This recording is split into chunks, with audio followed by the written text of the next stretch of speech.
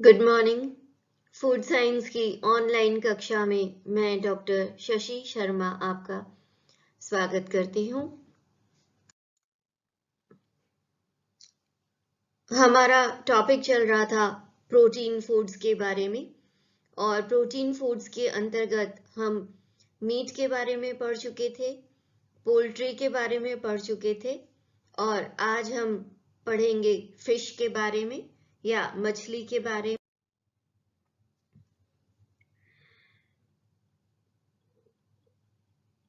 मछली समुद्र में या साफ पानी के जो वाटर बॉडीज होती हैं या जलाशय होते हैं उनमें पाई जाती हैं, और सामान्यतया जो समुद्र तट पे रहने वाले प्रदेश है वहाँ के वासियों द्वारा अधिकतर भोजन के काम में ली जाती हैं।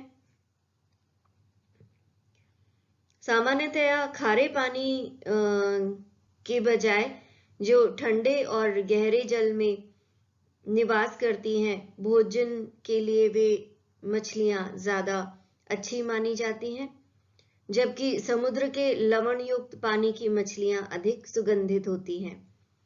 मछलियों का वर्गीकरण सेवन किए जाने वाली मछलियां दो प्रकार की होती हैं, फिन मछली और शैल मछली। फिन मछलियां वे मछलियां होती हैं जिनकी आंतरिक संरचना हड्डियों से निर्मित होती है। अधिकतर फिन मछलियां समुद्री नमकीन पानी से आती हैं।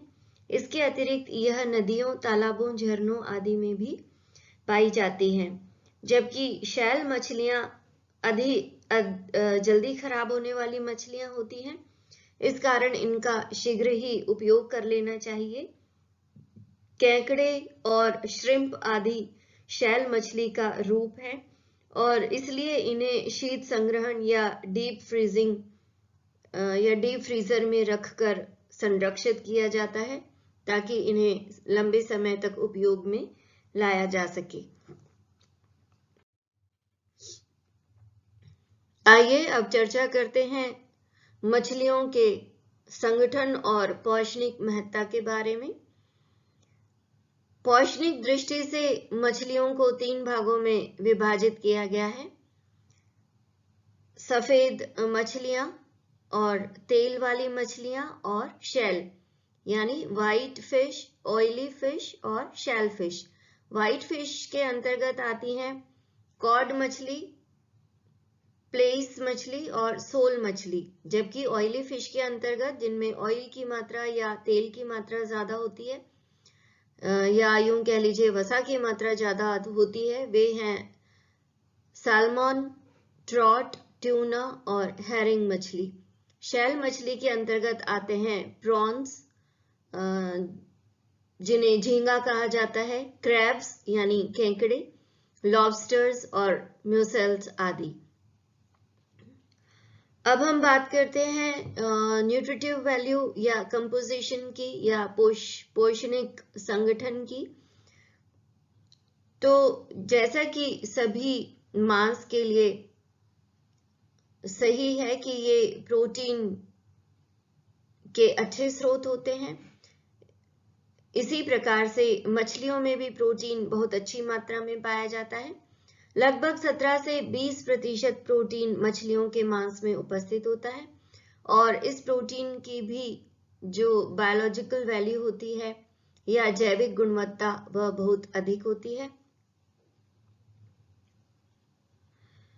मछलियों के मांस में जल की मात्रा अधिक होती है और उत्तम प्रकार का प्रोटीन इनमें पाया जाता है। मछलियों के संयोजक ऊतक जो होते हैं वो केवल कोलेजन उनमें उपस्थित होता है और इलास्टिन इनमें नहीं रहता, इसलिए मछलियां शीघ्र ही नरम हो जाती हैं जब इन्हें पकाया जाता है। वसा की अगर हम बात करें तो मछलियों में पॉली अनसैचुरेटेड फैटी एसिड्स जो हैं वे अधिक मात्रा में होते हैं, और इनमें भी ओमेगा 3 प्रचुर मात्रा में होता है।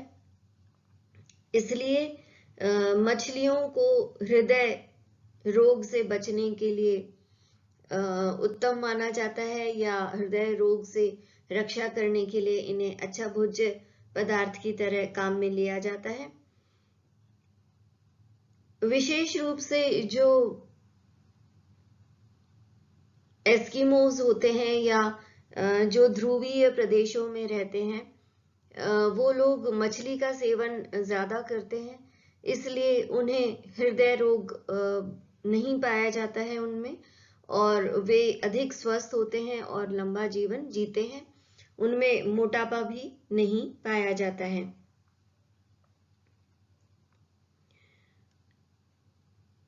व्हाइट फिश के लिवर में वसा की मात्रा ज्यादा होती है। जैसे कॉड लिवर ऑयल जो होता है उसमें वसा के अतिरिक्त विटामिन डी की मात्रा भी बहुत अच्छी होती है, और इसलिए इनके कैप्सूल्स भी पाए जाते हैं। इसके अलावा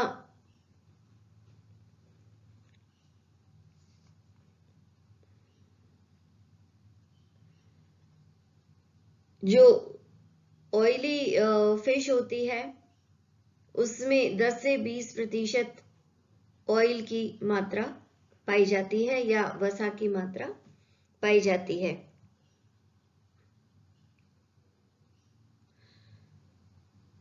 इसकी वसा पेशीय रेशों में फैली होती है, जबकि मांस की भांति वह इसकी त्वचा के नीचे चर्बी की सतह में नहीं पाई जाती है। ऋतु के अनुसार मछली की वसा की मात्रा में भिन्नता आती है। विभिन्न प्रकार की मछलियों में भी वसा की मात्रा में अंतर रहता है, जैसे कि अभी बताया व्हाइट फिश, ऑयली फिश और शेल फिश में वसाओं की मात्रा अलग अलग होती है। सामान्यतया मछलियों में 1 से 28% वसा होती है। ताजे पानी की मछलियों में ओमेगा 3 असंतृप्त वसीय अम्ल, विशेषकर इकोस पेंटेनोइक अम्ल और डेकाहेक्सेनोइक एसिड पाए जाते हैं।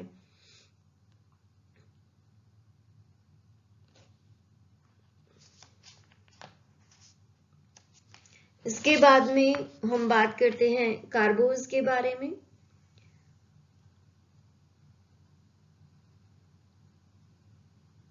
मछली में कार्बोहाइड्रेट अधिक मात्रा में नहीं पाए जाते हैं, और जो कार्बोहाइड्रेट पाया जाता है वह इनकी मांसपेशियों में पाया जाने वाला ग्लाइकोजन है।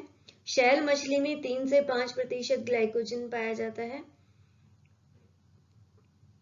कुछ मछलियों में मीठा स्वाद रहता है, और वह ग्लाइकोजन के एंजाइम द्वारा अपघटित होकर ग्लूकोज में टूटने के कारण रहता है। विटामिन के लिए अगर हम बात करें तो सामान्यतया मछलियां जो होती हैं उनमें बी समूह के सभी विटामिन बहुत अच्छी मात्रा में पाए जाते हैं, और विशेष रूप से ये विटामिन ए और डी की बहुत अच्छी स्रोत होती हैं।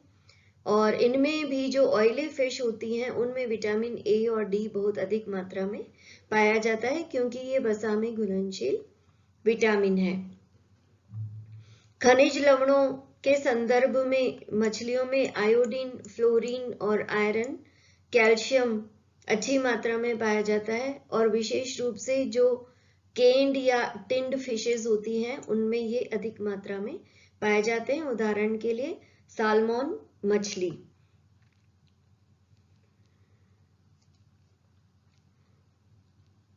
जल या मॉइस्चर की मात्रा सफेद मछलियों में ज्यादा होती है और शैल मछलियों में कम होती है। लगभग 65 से 80% जल की मात्रा मछलियों में रहती है।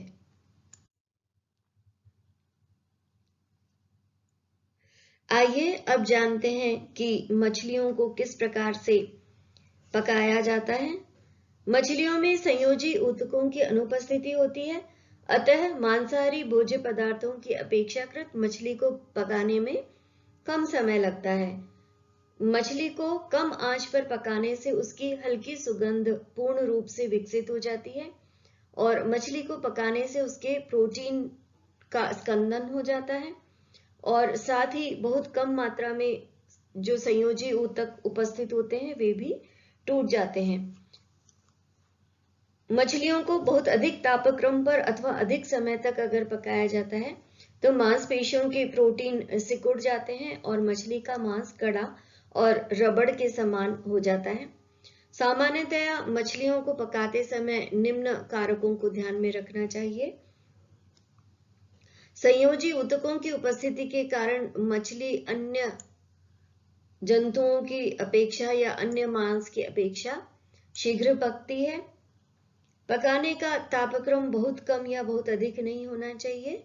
मछली को हमेशा मध्यम आंच पर देर तक पकाना चाहिए।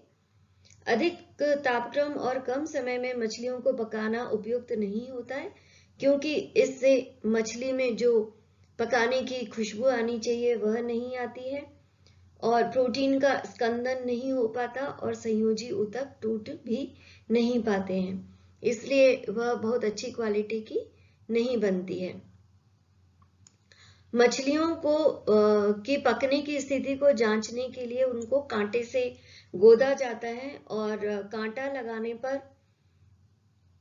यदि मांस के कुछ सफेद टुकड़े अलग हो जाते हैं तो उसका अर्थ यह होता है कि मछली पूर्ण रूप से पक चुकी है और सेवन योग्य हो गई है। अधिक तापक्रम पर यदि मछली को लंबे समय तक पकाया जाता है तो मछली सूखी, कड़ी और सुगंधहीन हो जाती है और ऐसा इसलिए होता है क्योंकि इसमें उपस्थित प्रोटीन अत्यधिक स्कंदित हो जाता है। इसलिए पहले भी कहा जा चुका है कि मछली को हमेशा मध्यम आंच पे पकाना चाहिए। प्रोटीन का स्कंदन मछलियों में जल्दी से हो जाए इसके लिए उसमें बहुत कम मात्रा में अम्ल भी मिलाया जा सकता है। मछलियों को पकाने के लिए सामान्यतया सूखी विधियों का प्रयोग किया जाता है, जैसे भूनना, बेकिंग, फ्राई करना या तलना आदि। आर्द्र विधियों का प्रयोग मछलियों की सुगंध को बनाए रखने के लिए किया जा सकता है। हेरिंग, मैक्रेल, सैल्मन और सार्डिन आदि मछलियां जिनमें वसा की मात्रा अधिक होती है, इस कारण इन्हें पकाने के लिए बहुत कम वसा का प्रयोग किया जाता है और कॉड, हेडॉक, हेलीबट एवं बास आदि मछलियों में वसा की मात्रा कम होती है, इसलिए इन्हें जब पकाया जाता है तो अधिक वसा की आवश्यकता होती है। तो इस प्रकार से आज हमने जाना कि भोजन में प्रयोग होने वाली मछलियां कितने प्रकार की होती हैं, उनका पौष्टिक संगठन क्या होता है और उन्हें किस प्रकार पकाया जाता है तथा पकाने के समय किन किन बातों का ध्यान रखना चाहिए। आपने इस वीडियो को ध्यान से सुना, इसके लिए आपका बहुत बहुत धन्यवाद और अगले टॉपिक के साथ मैं पुनः उपस्थित होंगी। नमस्ते।